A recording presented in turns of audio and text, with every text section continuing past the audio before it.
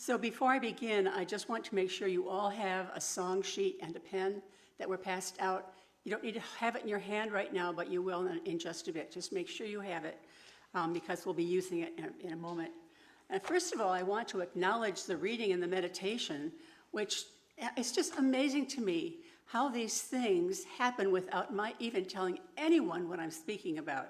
They just occur. I mean, it was just something, it's like you've prepared the way for my talk, and I thank you both for that.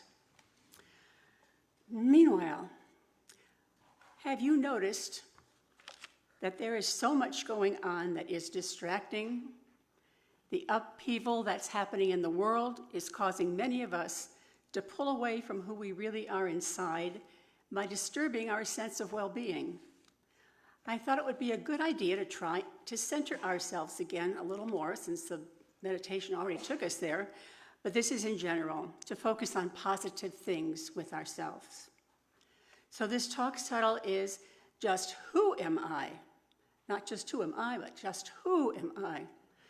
I first gave a version of this in 2019. It was my first talk here at the center, and I'm repeating it today by request. Originally, I got the idea from Elizabeth Gilbert, who several years ago wrote a book called Eat, Pray, Love. In that book, a friend of hers stated that each city has its own specific identity that could be contained in one word. Then he said that people also had their own words. I was intrigued by this and decided I wanted to find my word. It took a while, but I did eventually find it in a hallelujah moment, and it's been a great tool for me. It's actually helped me to make sound decisions for my own sense of well-being. And after I found it, it took me several years to really own my word as it pulled me on my path to growth. Amazing. In our lives, we too often focus on what is wrong with us, what we have to get rid of. It's exhausting. I like this word approach because we acknowledge what is positive within ourselves, and that helps balance all the negative focus. Words are very powerful. They carry strong, powerful energy. Sometimes we carry that energy for a long time, even all our lives. If we were told we were stupid or useless as children, we may be holding on to that on some level. Somehow we don't remember all the positive things that were said to us. It's interesting, isn't it? So today we're going to change any negative energy we are holding, just like that. We're all going to play the word game, but not just yet. I know some of you are probably going to start to try to come up with your word just right now, but please don't. I ask you to keep that left brain calm because I'll be leading you through the process in just a few minutes. And if you did this before and remember your word, be aware it may have changed. You may have changed. Now, so much has happened in 6 years. The word we're looking for is not in the logical left brain, but in the intuitive right brain, which we don't use very often. So where does this word come from? Our high self, that part of us that is connected to the universe at the highest level, the part of us that is our soul. Our word is our essence, our authentic self. And when you claim this word deeply within yourself, you will see a change around you because of the change in you.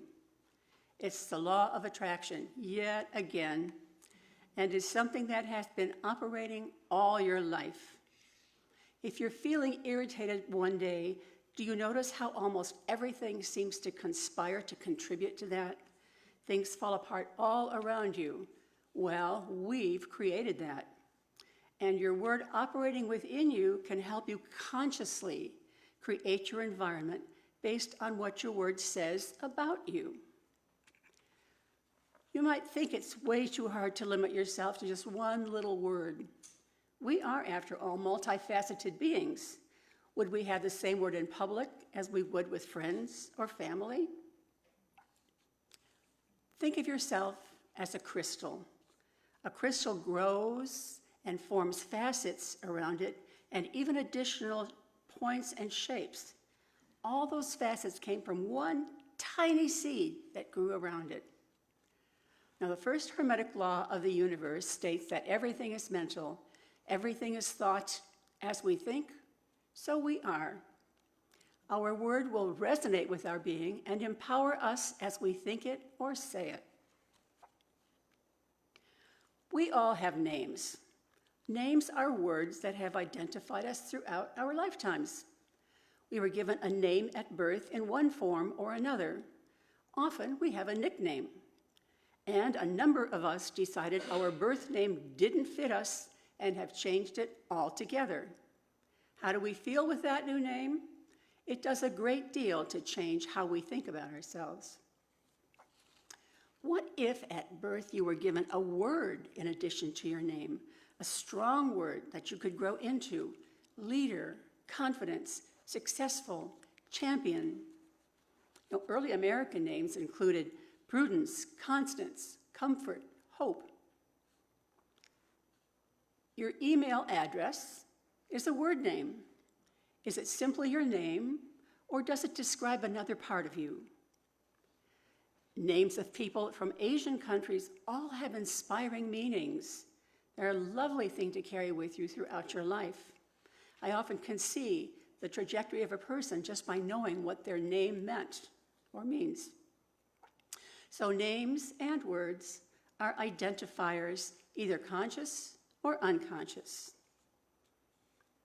Some people throughout history have become identified by a word based on what they have become. Abraham Lincoln, statesman. Martin Luther King, humanitarian. So what word would you give the Dalai Lama? Vladimir Putin, Nelson Mandela, Pope Francis, Volodymyr Zelensky. I'm sure a word comes easily to mind for these leaders. What word would you like for yourself? As we go about finding our word, we may sometimes be reluctant or fearful to go too deeply inside ourselves to discover what our word might be. Well, I like my word. Will others make fun or disagree? Are we too embarrassed to choose strong, positive words for ourselves? Okay, then, how do we start looking for our word? Are there any rules? Alas, no. Your word, however, will be a high vibrational word on a level of love, beauty, peace, harmony. You feel good when you say them. They invoke a sense of well-being. Some are low, hate, discord, ugly, stupid. They don't make anyone feel good. Your word can be any part of speech, a noun, a statement of being, servant, leader, organizer, maverick. It can be an adverb. How do I approach life? Merrily, surely, ably, joyfully, seriously. Or it can be a verb, encourage, heal, help, listen. A descriptive adjective, beautiful, competent, optimistic. A feeling, happy, quiet, satisfied, or something else. Like I said, no rules. As you're looking for your word, you need to get to the very core essence of who you are.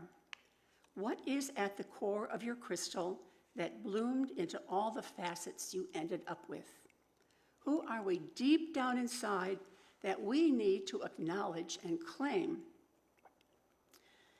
If, after today, you can't easily determine it, then choose a quality you admire. Why? Well, like attracts like. So you are probably closer to that quality than you may realize. You can also have a word that you can grow into, something that keeps you moving towards something greater. And of course, your word may change as you grow or change. You are not leaving that core word behind. You are merely adding energy to it. So definitely think big. Remember that first law, as we think, so we are. Choose your word with a powerful image in mind and with no apologies. Don't be afraid of it. Choose a word that elevates you, that makes you smile, that makes you proud to be who you are, that makes you better inside and out. Elizabeth Gilbert said, "It's a word that matches every single part of me." So now we're going to go into the interactive portion of this talk.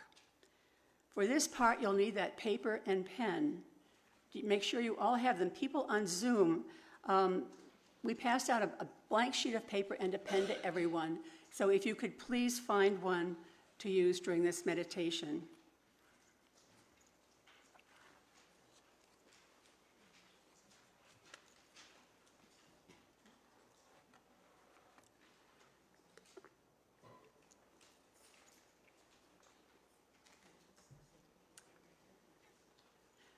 So Janet has already done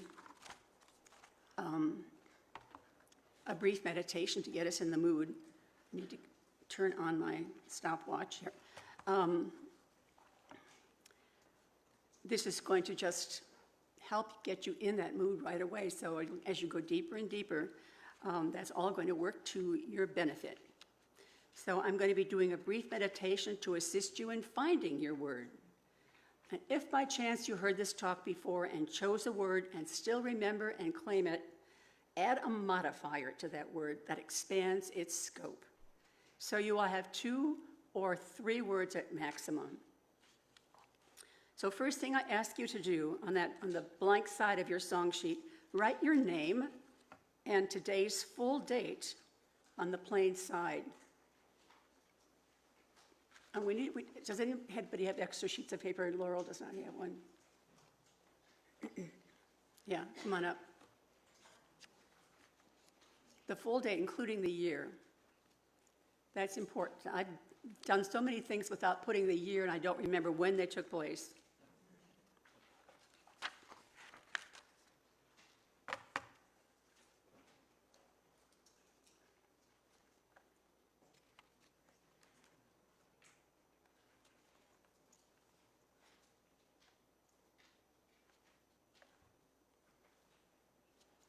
Okay, ready, set, go?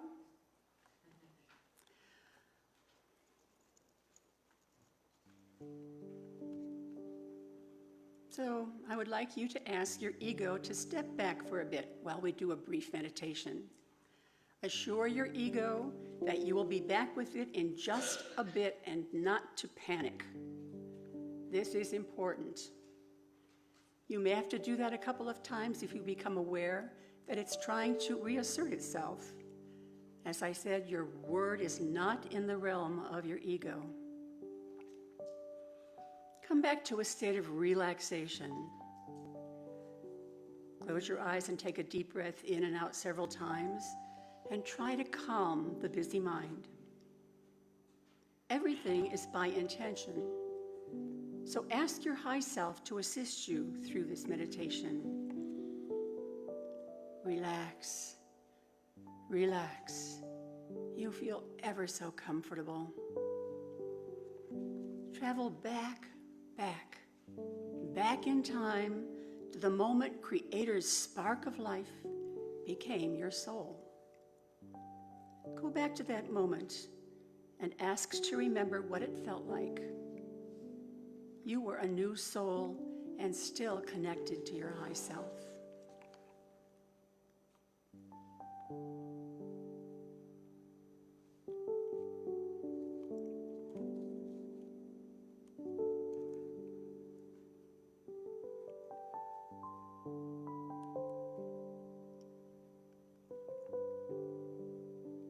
You have had many past lifetimes, and now here you are again. You have brought great wisdom and so much experience with you to this life. In order to progress, we must first know what our starting point is. What quality do you have that all your past life experiences have given you in this lifetime? Start the process by thinking of several possible words and write them on the paper. This is the time to step out and be the real you. Don't sell yourself short. Make your list of words as authentic as possible, as many as you want to write down. You may do this now.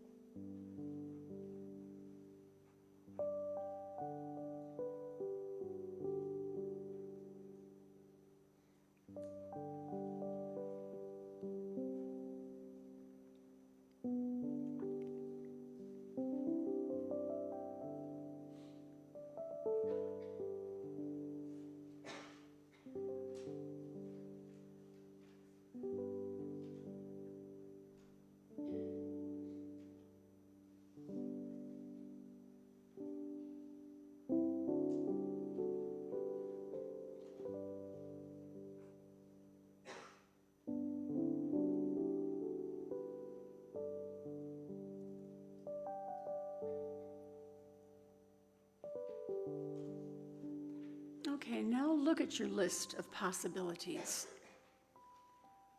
Go down that list and be aware of which word feels the best when you think about it. Which word makes your heart dance and sing? Circle that word. And once you've done that, sit and be present with your word. If it is the right word for you, it will feel right. And you may want to go even deeper. Have you reached the very core of your being?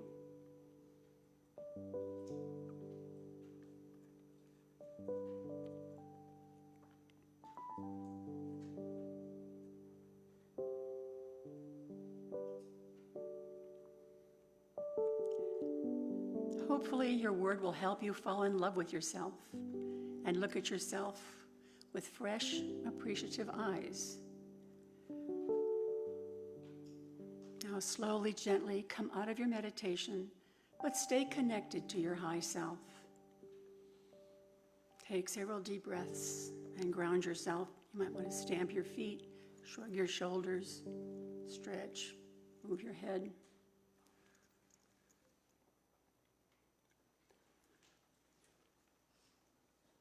Are you all back? Isn't that wonderful music that just helps move you to that deep center? All right, now that we have done that, what do we do with our word? Well, first of all, embrace it with joy and humility. Merely start living it consciously and see what happens. Move that thought into the real world, living it consciously. And also, if you don't feel you've discovered your word yet, don't worry about it. It may come to you later today, or in a dream, or in another time when you are not hard at work trying to figure it out. Let it come to you in its perfect time. In the meantime, keep your list. Don't ball it up and throw it away. It has several possible attributes on it. Use those to focus on the positive whenever you find yourself straying into darkness. It's time to leave that darkness behind. So, just who am I? Okay, I think there's time for some feedback. I encourage several of you to share your word if you feel like you want to do that.